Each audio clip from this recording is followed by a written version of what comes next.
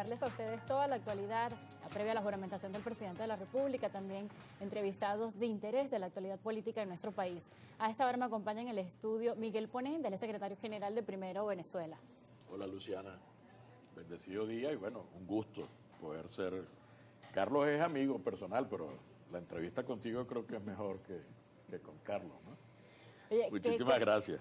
Bueno, gracias por el halago, qué compromiso al aire. Bueno, hablamos un poco acerca de los hechos ocurridos el día de ayer, movilizaciones de diferentes seguidores de figuras políticas en nuestro país, tanto de oficialismo como de oposición, una movilización encabezada por María Corina Machado, también una por altos mandatarios de nuestro país, también por líderes del Partido Socialista Unido de Venezuela, diferentes concentraciones que tuvieron una resolución pacífica. Estuvieron cerca, pero no sucedió nada de esa expectativa, de esa incertidumbre que había en el país, pero ya concluyó el día 9 de enero. ¿Qué lectura le deja el día de ayer a Miguel Ponén?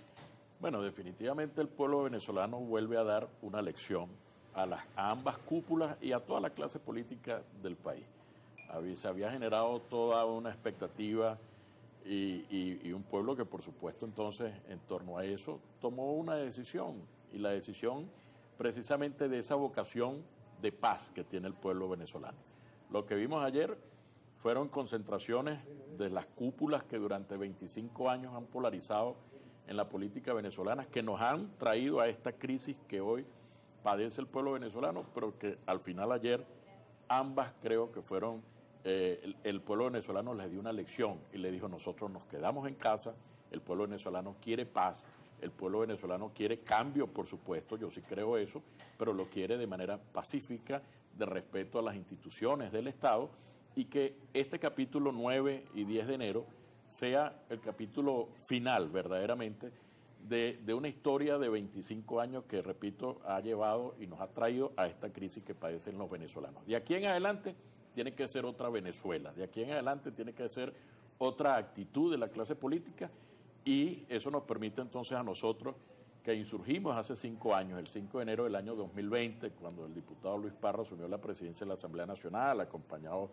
de otros liderazgos como el de José Brito y un cúmulo de liderazgos regionales, que en lo que se llamó la rebelión de las regiones, hoy el tiempo nos sigue dando la razón. Y nosotros decimos esto porque lo decimos con base. Si evaluamos en cada una de las cosas que hace 5 años le dijimos a los venezolanos, hoy tienen más vigencia que nunca.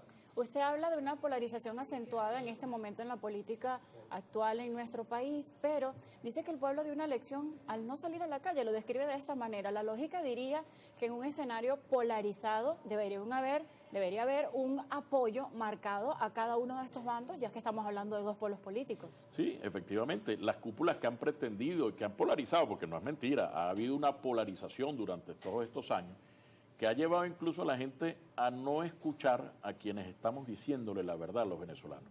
Nosotros insistimos mucho en que hemos actuado hablándole con la verdad a los venezolanos. A veces decir la verdad tiene un alto precio o costo político que nosotros hemos asumido y lo hemos asumido por Venezuela. Pero estamos convencidos de que a medida que vaya pasando el tiempo, pues precisamente ese tiempo nos ha ido dando la razón. Hay gente que, por ejemplo, ve lo que ocurre en la Asamblea Nacional, señala lo que ocurre en la Asamblea Nacional, pero no recuerda que precisamente esa Asamblea Nacional que está hoy con esa composición política es producto, por ejemplo, de un error, de uno de los tantos errores de esa clase política extremista que, por ejemplo, llamó a la abstención en el año 2020. Hoy tendríamos una Asamblea Nacional con una composición política distinta, y eso seguramente hubiese generado otras cosas que nos hubiesen llevado a un escenario distinto al que tenemos hoy 10 de enero, que según lo que establece la Constitución, y en esto tenemos que ser claros, hoy se juramenta el presidente electo de la República en el pasado proceso electoral. Así está establecido en la Constitución. ¿Dónde se juramenta? En el Palacio Federal Legislativo, frente a la Asamblea Nacional actual, la vigente, que la Asamblea Nacional electa el 6 de diciembre del 2020. Esa defensa de la verdad, esa verdad que usted señala desde Primero Venezuela, también lo decía José Brito en estos días, que tiene un alto costo ese hecho de que ustedes pregonen esta verdad que defienden desde su tolda política. ¿Cree usted que ese costo político de esa imagen, esa afección a quienes no están en estos polos políticos puede revertirse en el tiempo para en algún momento tener una voz apropiada en la actuación política de nuestro país? Claro que se va a revertir en el tiempo porque la gente lamentablemente se da cuenta de las frustraciones, de las decepciones. Fíjate ayer nos vendieron, esto se acabó. ¿Qué significaba esto se acabó? Todavía no sabemos qué era lo que se acababa, no sé cuál era, llegamos al final, ¿cuál es el final? Porque ayer fue un día en plena paz. Yo estuve todo el día en Caracas, recorrí la ciudad, uno ve las redes sociales y hablaban de militarización, de cierre, y la ciudad de Caracas estuvo ayer totalmente normal. Quienes salieron a protestar en su legítimo derecho a expresar su apoyo a una tendencia o a otra, lo hicieron en paz. No hay saldo de presos, de detenidos, no hay saldo de hechos violentos, pero te repito, si vemos Foro ambas... Penal ofreció unas cifras de 16 a 19 personas detenidas el día de ayer en estas actividades. Bueno, cifra que ofrece esta ONG.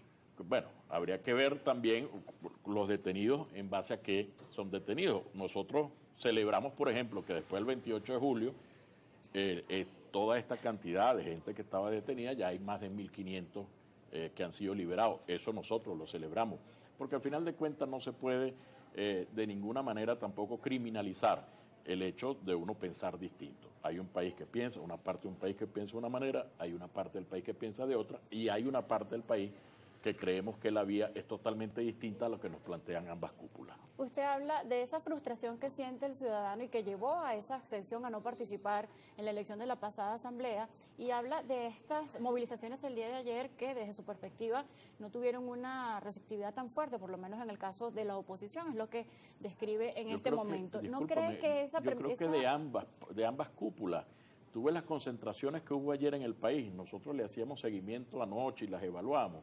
¿Y cuántas personas habían en concentraciones de una o de otra? El pueblo venezolano quiere paz y esto es un mensaje que debemos nosotros dejar claro el día de hoy, porque hoy es un día histórico sin duda alguna. Hoy asume el presidente de la República un nuevo mandato constitucional que debe asumirlo ahora para ponerse a trabajar realmente en función de la solución a los problemas de los venezolanos. Pero me gustaría, conocer, usted habla de esa frustración, pero ¿cómo invitar al ciudadano a participar en estos 9 procesos electorales que se vienen para 2025 con ese sentimiento de frustración y de quizás de no participación o de dar una lección a estas figuras políticas? Me lo responde a la vuelta conversando con Miguel Ponente, secretario general de Primero Venezuela.